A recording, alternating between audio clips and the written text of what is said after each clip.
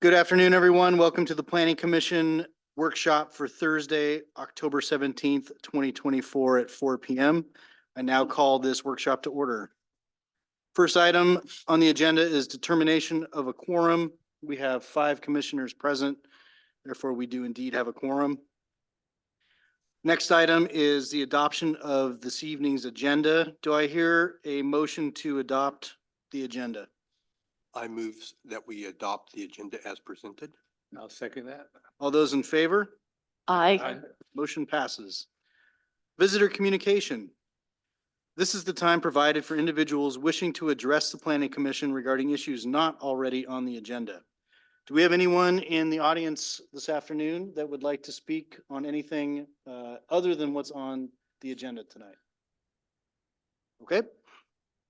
And moving along, we'll just jump right into the workshop, and I will go ahead and turn it over to staff. Thank you, Chair Seymour. Good evening, Scott Woodford, City of Sisters Community Development Director. Want to welcome members of the public who are on Zoom, and I can't see the audience from my vantage point up here, but welcome to all those in attendance today. So this is another step in the process that we are undertaking for the Urban Growth Boundary Amendment process, and it's the third meeting with the Planning Commission. We had the third steering committee, UGB steering committee meeting October 3rd, and so you'll be hearing the same presentation that the steering committee heard, and then following this, we'll take the presentation in front of the City Council on the 23rd, so that they'll have the benefit of hearing all the feedback so far. So we got a good presentation for you tonight. We want to be we'll try to be efficient so that we can hear your comments and questions, and hopefully take some public comment if Chair Seymour would like to do that. And so I will turn it over to Andrew Parrish, who works for MIG, which is a consulting firm out of Portland that's helping the City of Sisters with this process. So take it away, Andrew. All right, thank you, Scott, and thank you, Planning Commission. Happy to be here.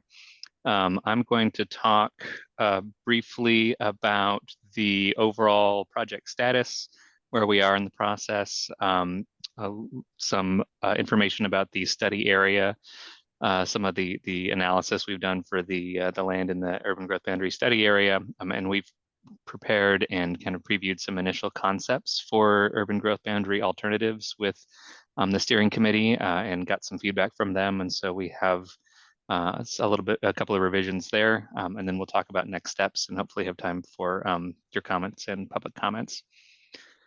Just a reminder of the timeline for what we're working on here. We're in the phase where we have established the study area based on state law. We've done some analysis. We're going to do some additional analysis on the land in that study area in order to create and evaluate UGB alternatives, which the city needs to do in order to settle on a preferred alternative. We are kind of in this current phase through the end of the year. We hope to put together a preferred alternative in the late winter or spring of next year, and then move into adoption of the new urban growth boundary through next summer. We'll also be doing some additional area planning tasks to help the city identify kind of planning policies and some initial kind of frameworks for what new neighborhoods might look like in the revised boundary. We've been doing a good amount of public engagement so far. From kind of the consultant side, we've been meeting with city representatives, city staff, and engineering folks about infrastructure and transportation. We've met with the Department of Land Conservation and Development. We have another meeting on the books with them next week, just to kind of keep them appraised and explore some of the issues that we are looking at here. And we did a pretty significant property owner mailing for folks in the study area. And I think that was what led to a pretty good turnout for the steering committee meeting. The city's also had a number of community conversations, bringing presentations to kind of smaller groups to get input and kind of explain what the city's up to here. And I'll turn it over to Scott to talk about some of those. You're muted, Scott. Yeah, we're just continuing to do outreach into the community to both provide some education on the process and hear feedback, and that's going really well. And we're be doing quite a few more in the future and adding new information as it comes along with some potential alternative concepts for where the UGB could go, and we'll take a look at some of those in our presentation tonight. And then trying to have a presence at businesses around town. We've had some good success with engaging folks there and are looking to do more as well. As Andrew said, the property owner mailing that we sent out to all property owners within the study area, which was 350 property owners, to let them know that their properties were in the study area, and for them to have, if they had any questions on the process, to contact me or check the project website. And that's led to a good amount of engagement from those areas for them to understand kind of what the process is. And so that was a successful outreach process. Anything else you want me to cover, Andrew? No, I think that's good. Okay. Okay, so just a reminder of what the study area for the UGB is. This is set by state law. It's a half a mile from the existing urban growth boundary for all land, and then out to a mile for exception lands, which are these rural residential properties located north and east of the city. The state has a system of land priority for the city to look at. So in green on this map is the priority 1 land, and that's that rural residential land. And the city needs to kind of exhaust possibilities in that land before taking a look at other priorities of land in order to meet the identified need. So we're really focused on that land in green there for our purposes here and for the remainder of these maps. We have divided the study area into some sub areas just for the sake of talking about kind of smaller portions of it. These have been renumbered slightly since we came to you. We're just focusing on 1, 2, 3, and 4 here, which we've called Wild Horse Ridge, the Barclay vicinity, and inner and outer Indian Ford, kind of in a reverse clockwise order there. So I'm going to cover a couple of maps here that I believe you have in your packet, just high-level sort of findings about the study area as a whole, and then talk through a couple of the alternative boundary locations here. So we have talked to city engineering staff and consultants about infrastructure, so serving these areas with water and sewer. The city has a current pump station at an elevation of 3,145 feet in about that location there in the northeast part of the current urban growth boundary. And basically, it's easier to serve land that is above that elevation point with the existing pump station. It's not to say you couldn't serve other land. It's just that things above that elevation can be more easily served with the existing pump station, which takes the wastewater out to the city's current facilities. In terms of just sheer distance from existing infrastructure, we got some GIS layers for kind of where the pipes are currently. And so you can see pretty clearly, you know, where the land that's closest to existing infrastructure is. And this map shows things going out to 5,000 feet and then beyond 5,000 feet there. So this is going to be one of the criteria that we use to score land in the study area. It's one of the things that we'll be looking at in order to assess how well different land and different alternatives perform. There are a number of existing subdivisions with CC&Rs, covenants, conditions, and restrictions on file here. And we got a copy of a number of those. I don't know if there are some that are missing at this point, but we have a number of these copies of these CC&Rs, and they often restrict further subdivision, or they restrict the types of homes that can be built on these properties. And these are agreements kind of among and between property owners.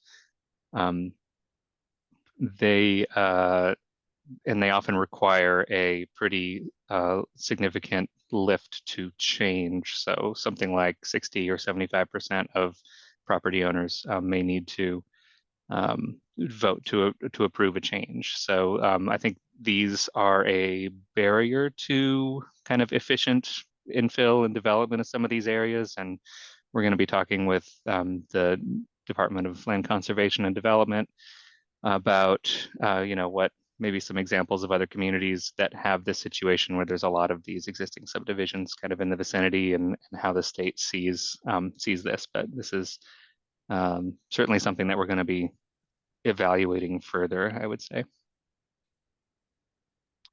In terms of natural resources, we've got the Indian Ford Creek and Waichus Creek in the areas, and the Oregon Department of Fish and Wildlife has an assessment of wildlife corridors, and they have kind of a hex grid based analysis of what they recommend happen in certain areas. And so in our study area here, there's sort of guidance from ODFW to either maintain natural conditions or enhance kind of the habitat qualities here for the sake of wildlife movement mainly. So that'll be something to consider in planning for new urban areas and around these natural resources. And we've got a series of maps that address improvement value and land value on the properties out here. There are, as I'm sure you're aware, there are some rather expensive homes in the area. There are some properties that are fairly vacant, and so these maps try to quantify kind of what that is. And you may notice that the gray spots on this map, those are basically an outlining of what appears to be developed area based on the aerial photos we have. So it's kind of an approximation of where development is on the site currently, which might be helpful in thinking about where new development might go. But in general, there are many properties with a property value, so that's not including land value of over $1 million. This map shows, I think the deepest purple are properties that are up to between $2 and $5 million just in the value of the improvements. We've got an assessment of the average mean improvement value as well for each of those sub areas we were talking about. The Barclay vicinity sub area has some larger properties with either low value or no improvement value based on assessor records. So that is showing a much lower average improvement value, just kind of in aggregate there. But this information is kind of just here to give us a sense at this point. That I think the assessor data might be either lagging or missing in a couple of cases. So it might not be accurate for every single property. Another way to take a look at this is to look at the improvement value to the land value ratio. So, how many dollars per square foot of land is there,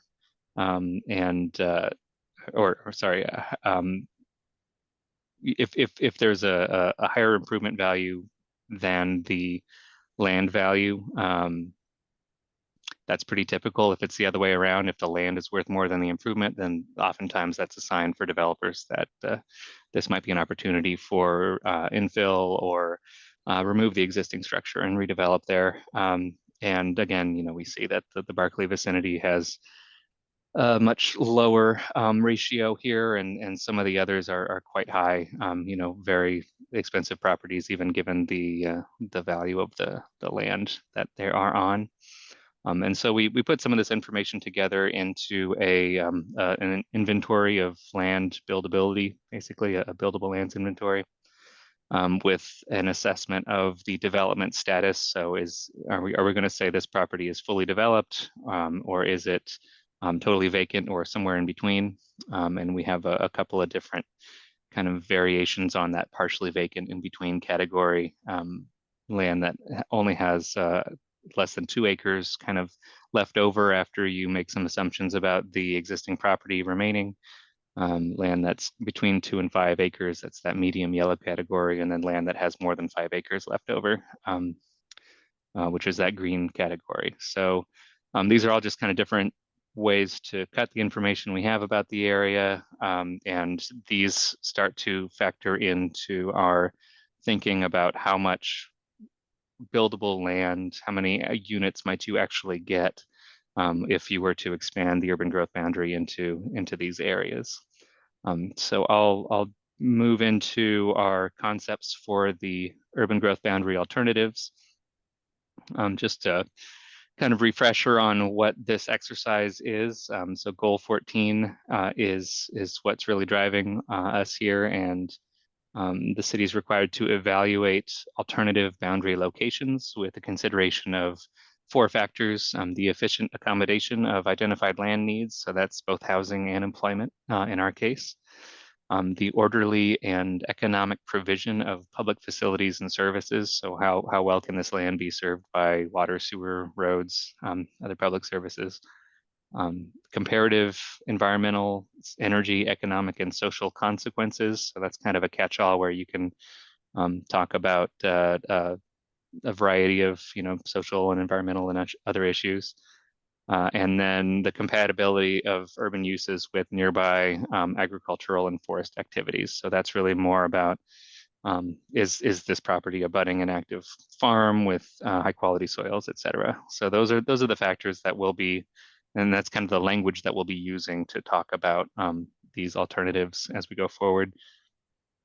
And the concepts that we put together in the blue box here, it's kind of our thinking and how these alternatives were chosen. So they consist of only priority 1 land, that rural residential land we're talking about.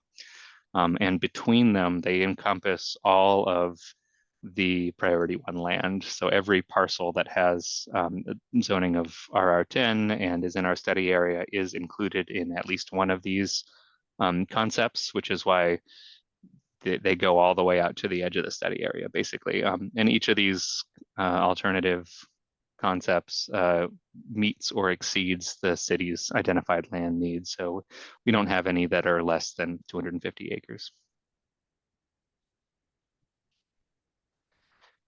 So we developed 4 of these concepts, and then based on the feedback from the steering committee, we put together a 5th.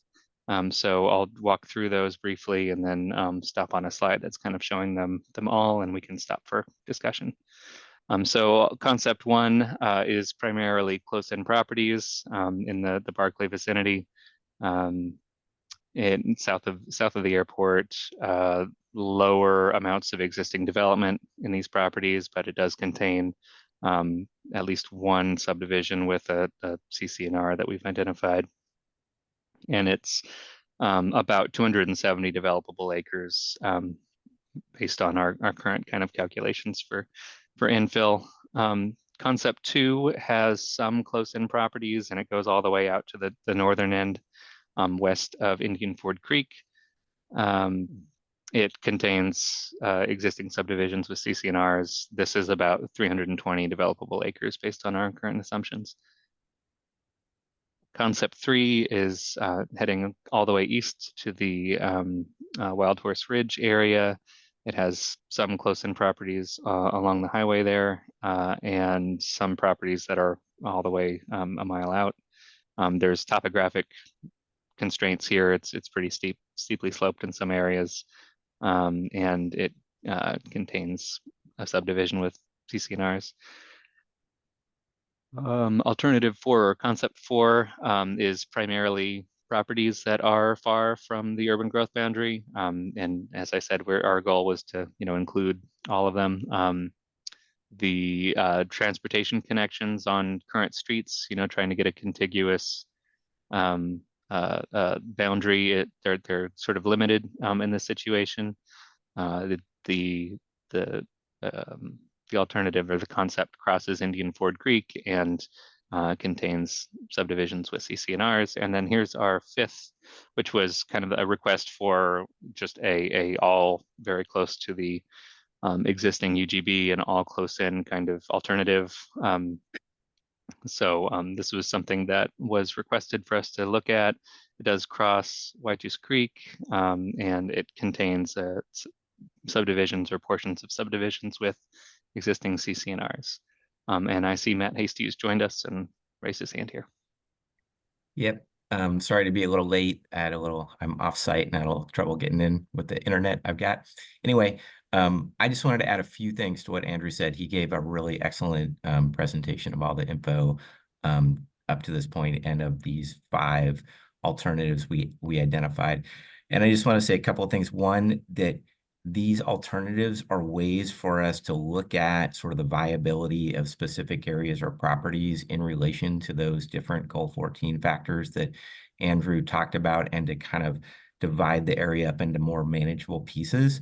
But we don't necessarily expect ultimately the preferred or recommended boundary to be exactly one of these alternatives or another. So I just want to kind of note that. And then also just note a couple of things that we heard from the CAC or the steering committee, unless that's later in our presentation.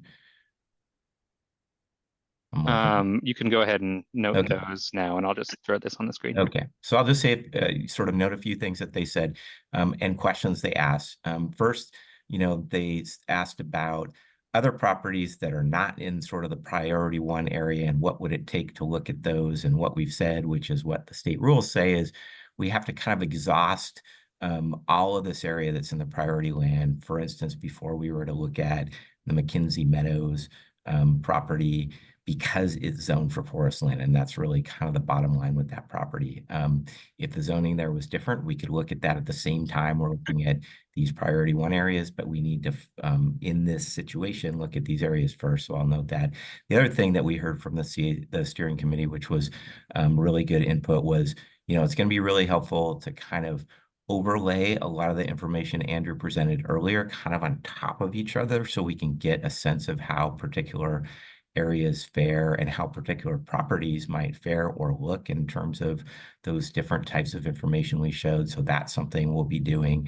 And then, as Andrew said, folks said, some of these alternatives we presented 1 through 4 are kind of wonky, and they have like these kind of strange connections to the existing UGB. They're just contiguous, for instance, in a couple cases, or in one case to the airport runway. And can we look at something that's more of a kind of a close-in alternative? And so that's sort of the idea behind concept number 5. So just wanted to kind of note those things as things we heard from the steering committee, and before we kind of get into the discussion. So sorry for the interruption and semi-late arrival. I have actually been listening in since about 4:04, but I missed the first couple of minutes. So thank you. All right, thanks, Matt. And just maybe a brief note on kind of timeline for what we expect to happen with these alternatives. So we are going to have a discussion today, and we're going to have a similar discussion with City Council later this month. We expect to refine these into sort of official UGB alternatives and bring that set of material to a public open house and online survey in the end of the year here for a much broader conversation with the public about kind of pros and cons of each of these alternatives, and try to use that information to hone in on a preferred. So we're going to have another round of steering committee meeting and planning commission city council updates kind of between the end of this year and early 2025. So with that, I'll go back to this slide, and maybe we can take questions or further discussion. Any questions? Oh, I always have questions. Does priority one, the priority one area, what makes that priority one is because there's already existing homes on the property? Yeah, it's called exception land, which means it has a goal exception for being non-resource land outside of an urban growth boundary. So it's got a zoning that's a county designation that is for non-farm and forest uses, basically. So in this case, it's rural residential So land. is resource land then something with a creek running through it? No, it's land zoned as either farmland or forest land. So it's either EFU land or it's land that's in one of the county's forest zones. So that's resource land, and it's really about the zoning is more than the use to some degree, although the use pretty much follows the zoning in most of these cases. So I'm looking at figure 7. And it shows the priority land and it shows that the big green chunk.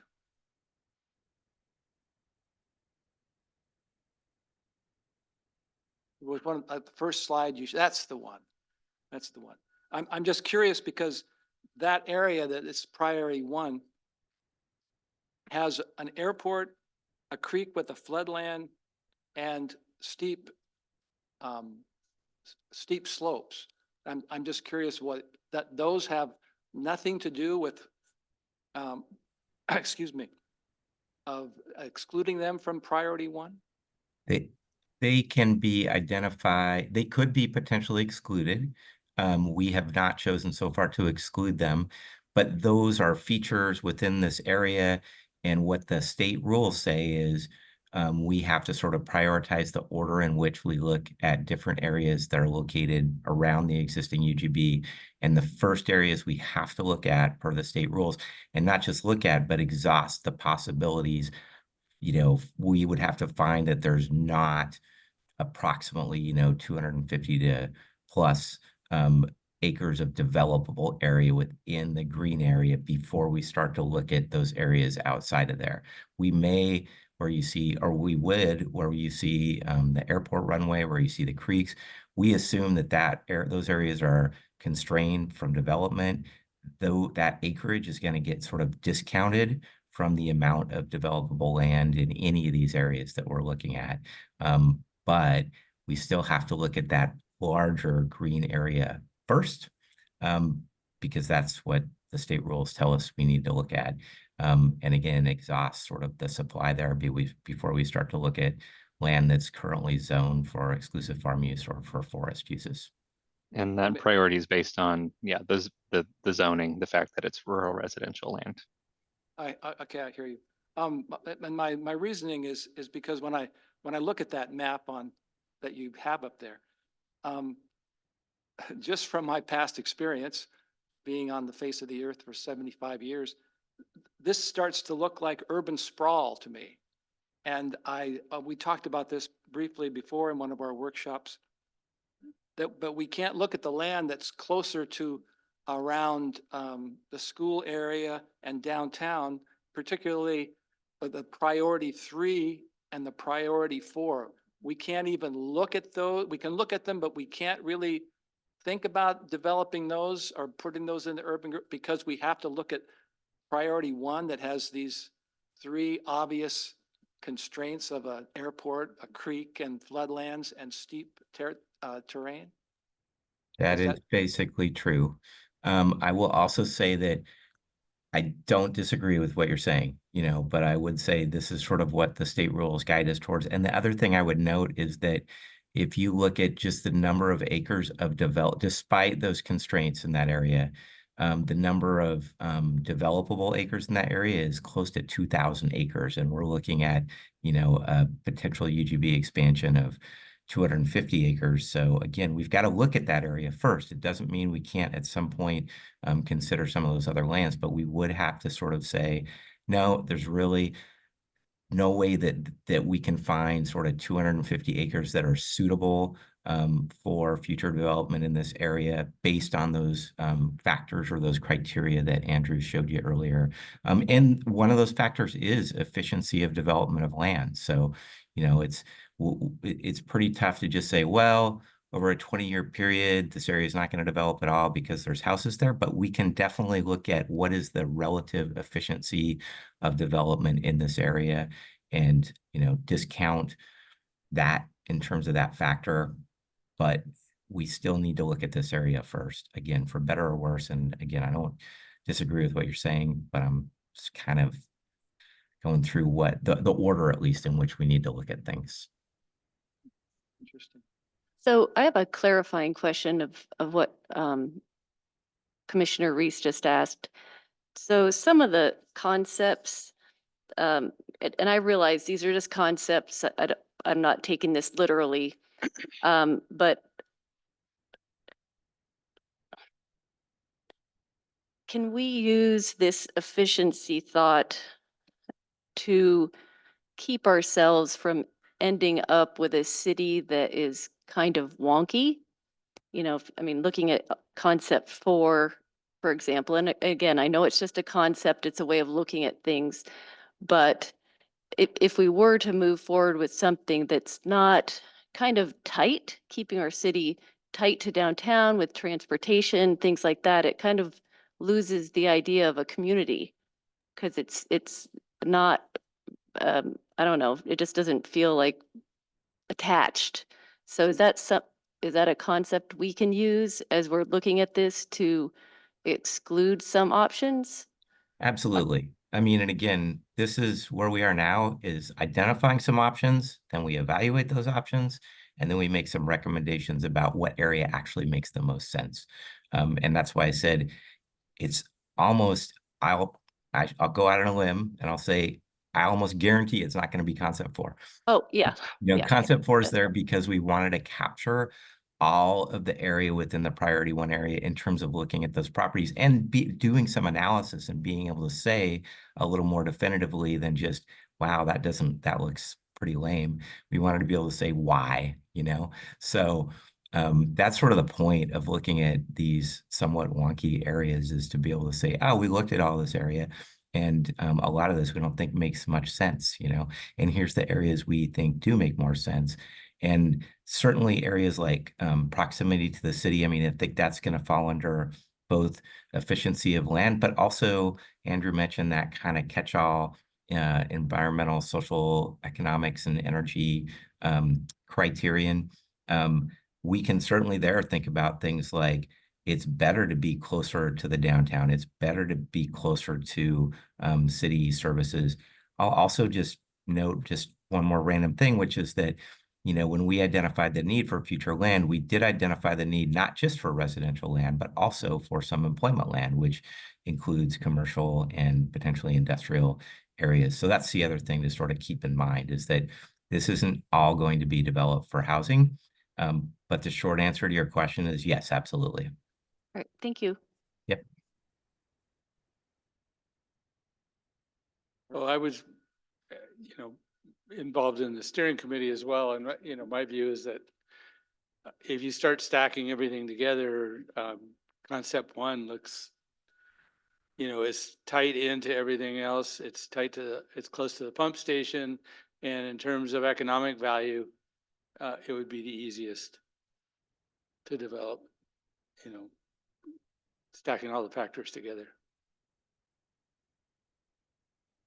Yeah, I would not disagree really with that. But yeah, we need to look closer. But I think when you just look at the map, it makes a lot of sense. A lot of that area, larger parcels, less development on them, closer to the existing UGB. Yeah, that one's got a lot of advantages.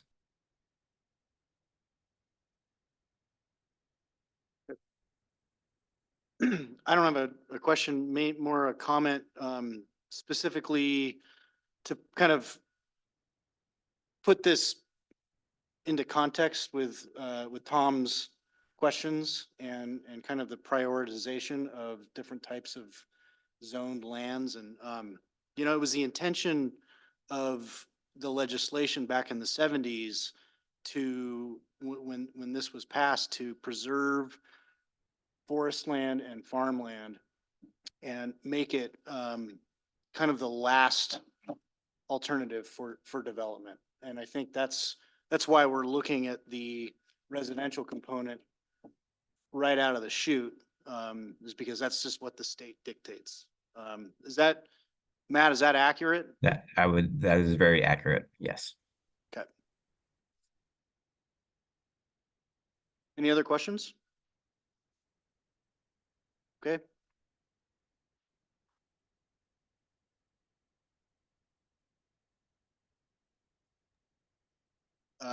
So for staff or consultants, do you guys have additional presentation? Go ahead and continue if that's the case. That's all the presentation we have. I think we would just ask, does this sound like a good set of alternatives to keep running with as we kind of firm them up so that we can take a set of alternatives and some initial evaluations out to the public. So if you have any comments along those lines, now would be the time.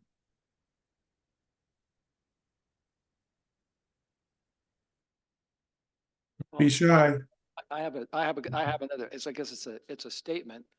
So concept one, I'm looking at it, but it entails both, Indian Ford Creek and its floodland and Wychus Creek, if I'm not mistaken. Is Those that- are all discounted though already. I know that, but I mean that's just the, any one of these concepts you take becomes another step in that urban sprawl creep, as I would call it. And I understand the restraints and or maybe I should say the conditions that the state puts on, but I would imagine that there has to be a fair amount of arguing you can do with, or not, I don't want to say dickering. I mean, there's arguing you can do with the state about why you want to use some land that may be in category 4. The example I would give you is exclusive farm use land is only exclusive farm use if you farm it. Is that correct? No, again, and it's really in terms of the priorities by which we are bound to look at this land per the state rules. It is based on the zoning. There is sort of a category, like the last place we can look is at high value farmland. But even with that, we need to look at the land that's zoned for essentially rural residential, or if you had any rural commercial or rural industrial use. That's what we've got to look at first. Again, it doesn't matter. It doesn't mean we can't, eventually look at some other land, but only if we kind of discount this first. The other thing I would just note about, I would agree with you about, the fact that Wychus Creek and other areas that are ultimately going to be sort of discounted and not developed, they are included in here mainly because we were trying not to sort of split parcel boundaries for the most part here, I think, and we were trying to come up with something that, again, included in each case at least 250 developable acres. In each of these cases, there's quite a bit more acreage in these alternatives than that 250 because we discounted the creek and floodplains. We discounted the airport runway where it shows up in some of these options. And we discounted a certain amount of the land on these parcels that is currently developed for homes. So that was sort of our thinking in terms of how we drew some of these boundaries. If we were, and again, my guess is that whatever the eventual boundary is going to look a little different than any of these, at least to some degree. And so we could decide, to not include some of that shaded or hatched area in concept 1. That would just keep it outside of the urban growth boundary. If it comes into the urban growth boundary, it's very likely to have constraints on its development, regulatory constraints at the city level. And so that's how those areas are going to be addressed. We're not going to assume that development occurs, for instance, in those areas. So I don't know if that helps or not, but that's at least sort of some of the rationale for why those dashed lines look the way they look. Thank you. Yep. Rick So, Reth- go ahead. Rick Rethman here. I think one of the things would address Commissioner Reese's concerns is if we just drew the dotted line on the city side of the red slashes and exclude it, from the urban growth area, even though is excluded with the red slashes anyway, but it would be easier for the public to see that it's not even being considered. And we're still gonna have over 270 developable acres within. I'm looking at concept one as an example. Even if we took out all the dashes and drew our urban growth boundary on the inside of that, we're still gonna have a little bit more than 270 developable acres. And that would help take that out of that urban growth boundary area. So kind of my concern with any one of those concepts, that it has White's Creek. The city of Sisters does not have a stormwater system. We have a sewage system, correct? And so if that area is filled with houses, any kind of surface water that's on the pavement or in the parking lots or in the driveways will then drain to Indian Ford Creek. Wouldn't that happen? I mean, since we Yeah. don't. I think No. that could happen regardless of whether those areas are included within the boundary. If there's development on the areas that are next to or near those hatched areas, then that could also happen, depending on how you manage and require management of stormwater runoff on any development that occurs in those areas. But no, I completely agree with you. But I mean, 250 acres of housing has to, if there is no storm water system, and we don't have one right now, then. So the current code requires that all private property retain their surface water drainage on site. So it can't be diverted to a neighboring property, and it can't be diverted to public right of way. So that means the use of swales or some other on-site Dry wells. drainage, dry wells, detention facilities. Thank you. So regardless of the boundary that's chosen, nothing changes with respect to the surface water that's currently there. Well, That doesn't change. And then if it does get developed, it's going to be subject to the city's development code, which is going to address all of that anyway. Yeah, I think to some degree, I mean, we could do what you're suggesting, and I think it's definitely something for us to sort of think about and talk about, whether it's at this stage or when we get to the stage of recommending a boundary, we could draw it, around those areas. I will say that those areas, the way that they're mapped, some of that changes over time. This is sort of the most recent maps we have. I think we'd want to think carefully about kind of how we drew that boundary. So I think I would just say, we should think about that some more, in terms of, do we want to move forward with that kind of sort of redrawing of some of these lines? There might be some other ways to sort of talk about this in terms of how those areas get handled. And then the last thing I'd say is, you may or may not want to have a little more control over how those areas are regulated in terms of their impacts on the creek. If you wanted more control as a city, you might want to include some of those areas in the urban growth boundary as opposed to excluding them.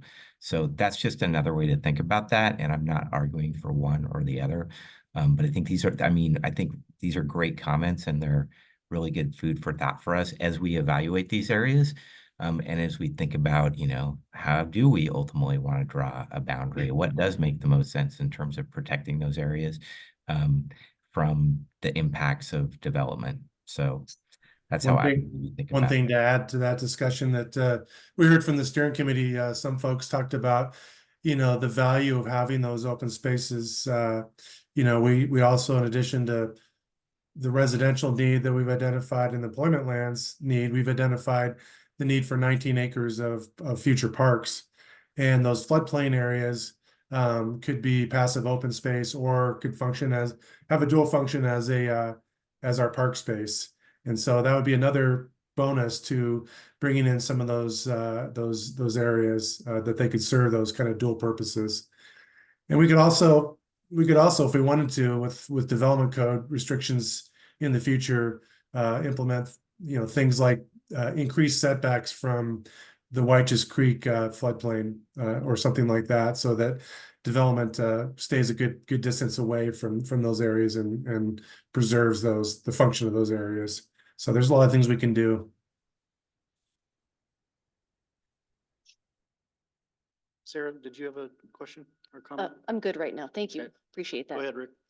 Just because these lands are not, if we don't include them in the UGB, that doesn't preclude somebody developing those lands. We'll just have more restrictions that we can apply as a city. They won't have access to city water, city sewer, that kind of stuff, but it's still developable land. Because if you look at the earlier maps that they showed, the stuff that's not in the city still has a lot of buildings out there and everything. It's still developable. It just doesn't have access to city resources. Right, and it's like RR10, so you can only Yeah. put structure per 10 acres. Exactly. I mean, that's true, but yeah, you can only put one house per 10 acres on those. So it's developable, but at a very low density, compared to what it might be if it was within the city. But yeah, I mean, you're correct. I think as far as sharing these concepts with the general public, I think it's great. I would stress just really sharpening the communication and just being very clear. And it was obvious that it wasn't 100% clear for us, so it's definitely not going to be 100% clear for the general public. So I would just recommend that, if it feels like it's not quite there, it's probably not quite there. Yeah, I would totally agree. Thank you. Any other recommendations for staff or? I still recommend that we move the thick dotted line bypassing the White Shoes and Indian Ford floodplain there, just so that it's easier for the public to see. And, why not exclude that from the urban growth? Except for if we include it, then we can use that as part of the open space requirements for development. That's, I guess, one of the reasons we may want to include it. Yeah, and I mean, again, I'm just going to note again that those boundaries are mapped at a certain level of accuracy, and they can be remapped and they can change. And whereas once you establish a UGB, that's a pretty hard line and it's very difficult to change. And so if you think those boundaries could change in the future, that's just potentially problematic again. So I think we should have some more discussion about this for sure as we move forward. But I think, I don't know. I mean, my thought is like, just really be really clear about what it means to have those potentially, in one of these concepts. And we could show some kind of, stronger dash line around them that sort of says, well, these are constrained. They may or may not end up in the boundary, but I would personally be hesitant to just clip them out, just given the nature of those boundaries, those red boundaries. The other thing that might help, this is maybe speaks to some of Tom's comments. If we had some actual, once we narrow down the area, maybe some photos of the surrounding area and what's there now and what the topography looks like. And where the actual creek is in relation to where the urban growth boundary might be. That would really help with the public, I think, too. Good suggestion. Oh, I'm Yeah, sorry. I would just add to Matt's point is that we've heard a lot of anecdotal information from property owners out in the area that there's the existing map floodplain along Indian Ford doesn't necessarily accurately represent what the floodplain is. And we talked to Deschutes County Planning Department, and they said that there's a possibility that those floodplains could get remapped in the future. So another reason, maybe not to use those lines as the UGB, because there's a very good chance that those floodplain boundaries could change in the future. Well, if the city was serious about adding parkland, the city could always make a commitment to, in the future, the possibility of purchasing the land that was inside the floodplain for a future open space park, and that would make me happy. Yeah, and that was some of the discussion we heard from the steering committee. You know, that those constrained areas can serve dual purposes and ultimately, you know, attain the goal of preservation of those natural areas. So good point. And I also just want to say I appreciate the comment about just providing more information about what conditions look like in these areas. You know, we've shown you all these maps today. We do have some we have a number of photos, you know, that we've used kind of earlier that do show conditions not necessarily right along the floodplain, but I think showing people what the conditions look like in those areas would be really helpful. I think, you know, the more information we can provide around these, the better personally. So 350 letters went out to property owners. I'm wondering if we're expecting anything back from those, you know, it was part of the letter to ask about interest in being included within the UGB and, Well, a lot And- of people and- showed up at that and- steering committee from oh, the nice. letters. And then just learning, um, it seems like we might want to consider, uh, you know, areas where there is interest in being part of the city, not using that as like a final decision maker, but if there are large pieces of land that are look appropriate to the committees, then that just kind of raises up, I don't know, even if we find 70 acres that look good, it's like it's a start where there's some kind of agreement that this is a high likelihood of being successful. One of the things we need to consider, it has to be contiguous to the city. We can't checkerboard things. So that Right. 70 acres has to abut this. Yeah, no, I understand that, but I mean, if we start to see, you know, these pieces of land that are contiguous, I don't know, just curious as to how that's going to factor into the decision-making process. I mean, so I'll We- kind of start and I show think, up, and they were mostly objections to their particular area, and those were mostly the concepts up. Were they HOAs? Yes. Yeah, okay. Yeah, and they were HOA representatives were here, and Way on the Yeah. north side of the Yeah. map there where the real expensive homes are. yeah. yeah, but I think we have had some positive feedback around some of the properties in concept one. I think what you said, the question about, you know, are we going to be considering people's willingness or desire to be in the UGB? Yes. We want to consider that. And Scott can speak to sort of what he's been hearing from folks, because he's definitely been hearing back from some of the folks who Yeah. got letters. And Andrew and Scott were at the last hearing, and a number of folks around the table were at the last steering committee meeting, and sounded like I was on the screen, so I couldn't really see, but it sounded like it was a full house, and a lot of those were folks who got the letters. So yeah. Yeah, we're getting the full. I think a lot of folks are just trying to still figure out what it means. You know, they got this letter informing them that their property was in the study area, and just a way to get more information and a link to the city and inviting them to come to the meetings. So I think a lot of them are in the process of just trying to understand, what does it mean to be in the study area? What are the advantages to being in the UGB? What are the disadvantages?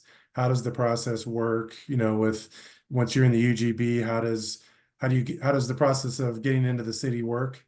You know, with annexation, and we talked a lot about you know, contiguity, you know, in terms of how annexation occurs, and you have to be contiguous with the existing boundaries, and that works outwards. So, you know, there were some folks that had initial reactions of, you know, hey, how do we get our property removed from the study area? Some that are interested, and I think a whole lot in the camp of just still trying to figure out what it means. So that was the point of the letter, is just to get folks involved and getting them to ask the right questions, and they've been asking the right questions. So we'll see how it goes. we talked a lot about that this is a long-term plan, a 20-year supply of land. And, sometimes if, the sentiment is that they don't think that they want to be in it now, could change over time and covenants change over time. So we just caution people to, at least the message that I'm trying to give out to folks is just to take the time to understand what it is and learn everything about it before you take a stance on it. Thank you. Yeah. Anything else? I've got one potential suggestion when it comes to how you guys have got your labeling on these concepts.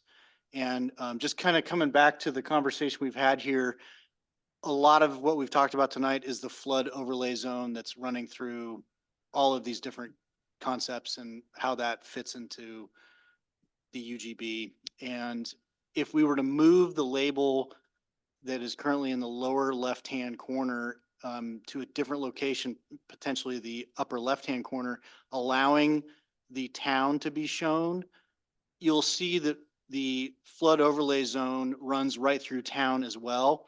And as you guys are presenting this to the public, it may be easier for you guys to show that this zone already runs through town and is already located within the UGB, and there is already development that is surrounding that, and that this is, I feel like it'll be easier for people to understand because they'll see it that it's already in town within the boundary. Good suggestion. Yeah, good thought. Do we, Leopard up and shrink it. Chair, do we have time for public comment or? Yeah, I think we've got a few minutes. I'd like to open it up to some comments. And I think Andrew may need to drop off of here, but I'll stay on till we're done here.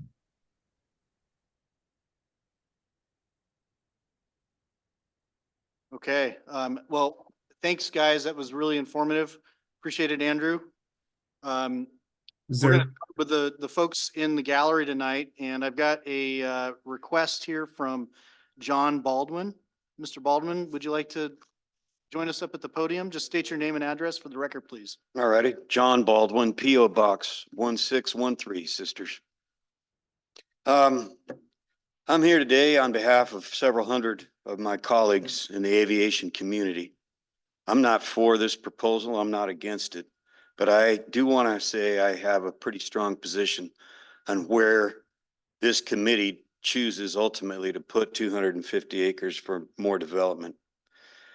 The question I had about Area 5, which is the northwest area, I believe how it's labeled, that seems to me to be a heavily timbered area, and an area that does abut the urban growth boundary right now is contiguous. And that seems to me that that would be a much more desirable location for folks coming into this town rather than being shoehorned in over there at the base of Barclay Ridge. Another reason you maybe wouldn't want to choose, I don't know if I could have the map back up or not, but in the Barclay vicinity, you wouldn't want to choose concept 5 or 1 is with regard to airport operations in the terminal vicinity, aircraft landing, aircraft primarily taking off. I've been an aviator for 44 years and I own an airplane and a hangar here. And I can assure you that if an area immediately surrounding an airport is completely filled in, that offers the pilot of a stricken aircraft absolutely no alternative but to take it in to a neighborhood. That's not something that I think this city council wants to have to face if they were to approve that kind of a decision. The Barclay vicinity has a couple of good sized parcels on it, and I know they're readily available for hookup and implementation of infrastructure and connection and all of that. But I think your concerns got to outweigh the ease of development and the quick.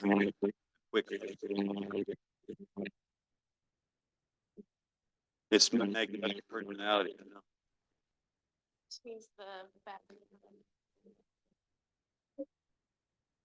Hopefully that helps. Okay.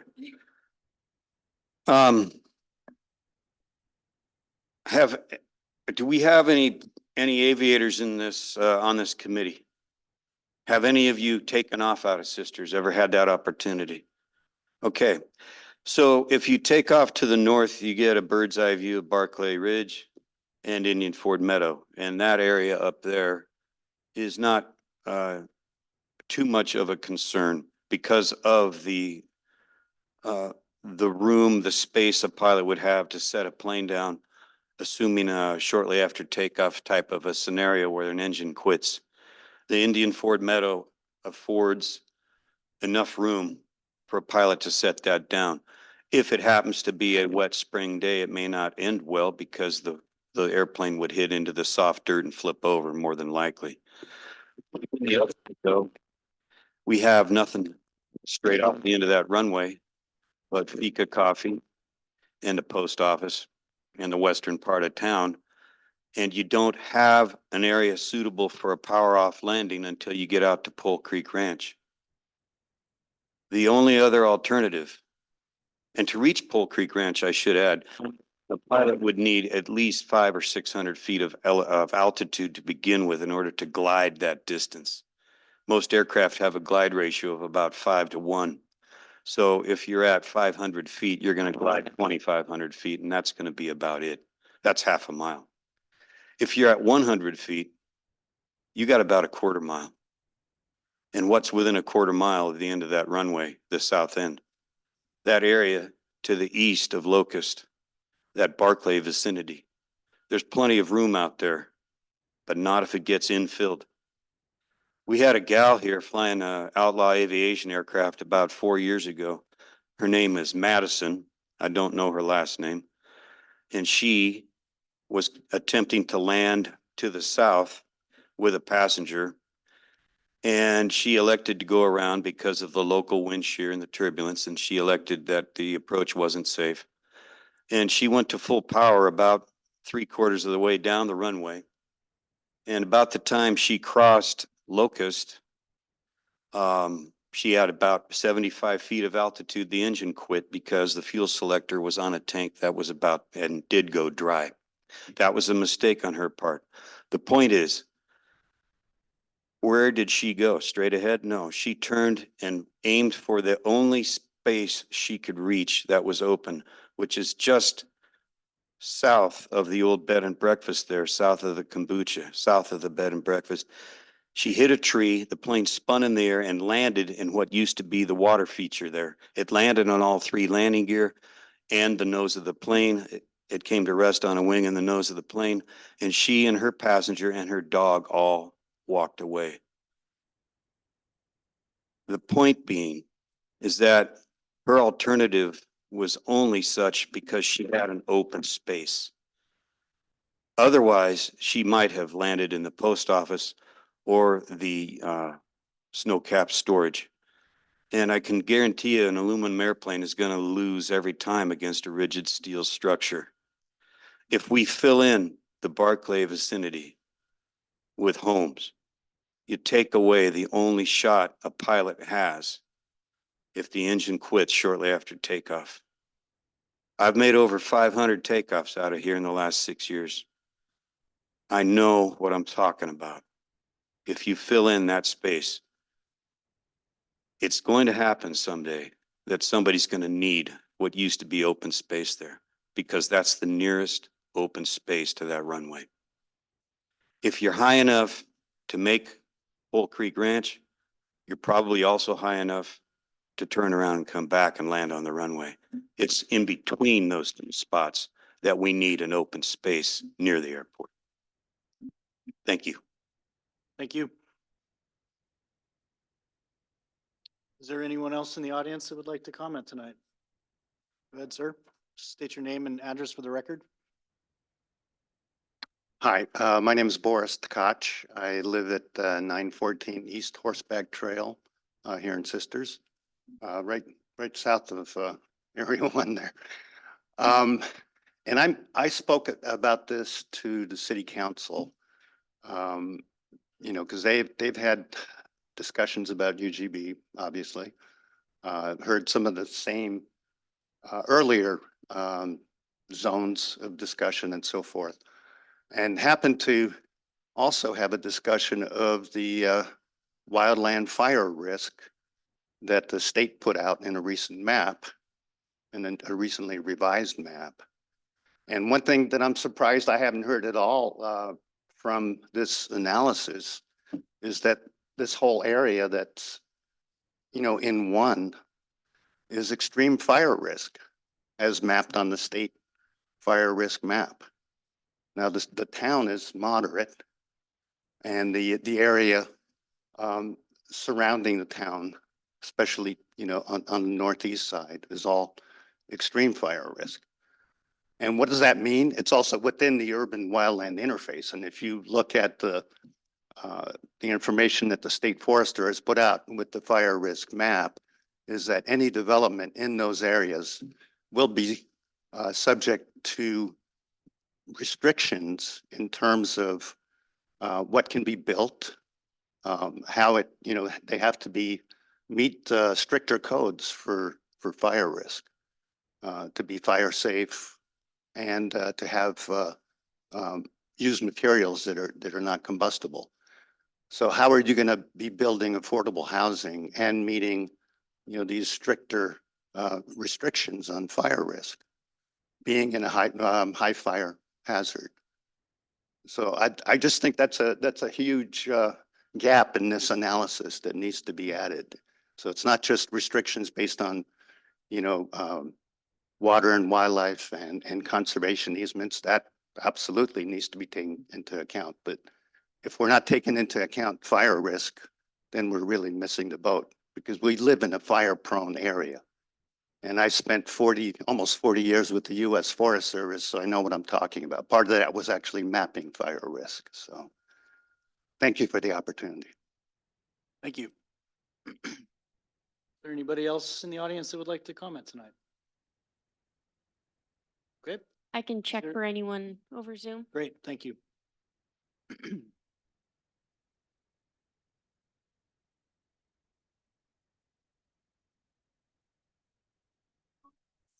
Can you hear me? I saw that your name, or sorry, your hand popped up earlier, so I'm gonna call on you and see if you have any comments that you'd like to share.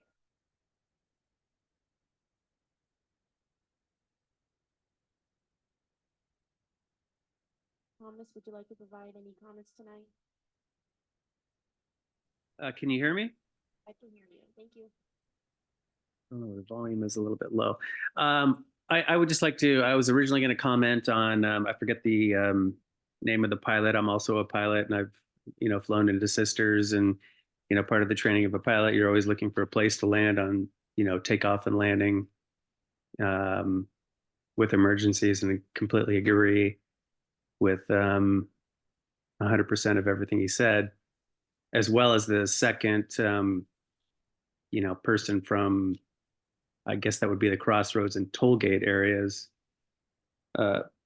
It's hard to even get insurance. I don't know how many people are on this right now, but you know, if your insurance is renewing, you basically have to go through the state for structural, no content. So as they're going through in Florida right now, you know, with the cost of insurance, you know, doubling, tripling, you know, that's happening in the entire area. I think predominantly to the west and northwest of town.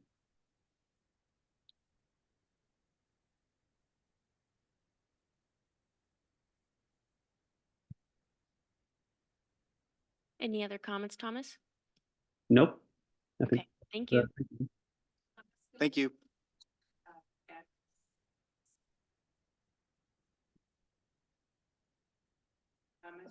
Thomas, could we get your address for the record, please? Oh, 68975 Graham Court. Thank you.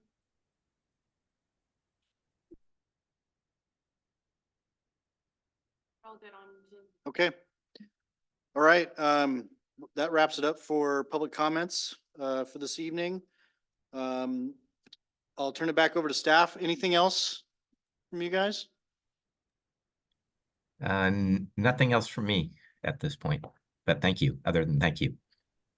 No, same here. Just to let you know, it's going to move on in the process, and we'll take it to council, and then we'll have the open house. Will probably be the next big event, I think, in late November, potentially early December, and then another round of steering committee, planning commission, and council meetings to starting the first of the year would be the next step that the planning commission would have with this project. So thank you for all your comments tonight. That was helpful.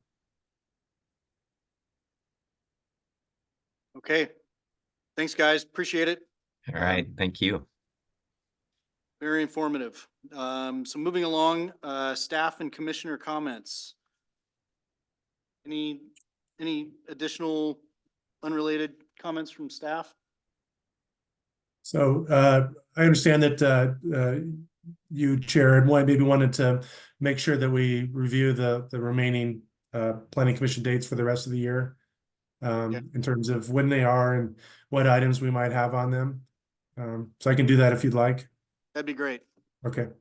So the next meeting would be November 7th, is a workshop, and then we'll be talking about the draft defensible space standards that council has directed staff to start to process. We had a workshop with the council last week, I believe, and got some good feedback, and we'll circle back with the planning commission to start really diving in deep. I know you guys have heard a few workshops on this so far, but they've been kind of more on the high level. This is intended to get more into the detail, and so that's the 7th. And then we have 2 subdivisions / cottage developments that have been submitted. One's called Larch Street Commons West, and the other one's called Larch Street Commons East. And those will have to have public hearings. And they're right now, those have been deemed incomplete, so we don't have definitive hearing dates for those. But we're kind of keeping the 21st of November and December 5th open for those applications, and then keeping December 19th open just in case there's a continuance of either of those projects. So that's where we're looking at from here till the end of the year. And that's all I had, unless Emmy or Carol had any staff items they wanted to bring up. I don't have any. I'm good. Thank you. Yes, sir. Sorry, I forgot. I wanted to extend an offer. Any of you would like to go on a flight off that runway? Show you what I'm talking about. That's very generous of you. Thank you. Appreciate that. Commissioners, any comments? Questions? Okay. I've got one comment actually for our audience. I see some familiar faces, and I want to invite all of you to, because you are so involved, we are going to have openings on the Planning Commission starting this next year, and I would highly encourage you guys to apply. We would love the community involvement. So we're going to need good quality people up here. So please. Anything else? Okay. We'll go ahead and call this a wrap. We're adjourned. Thank you. Good night.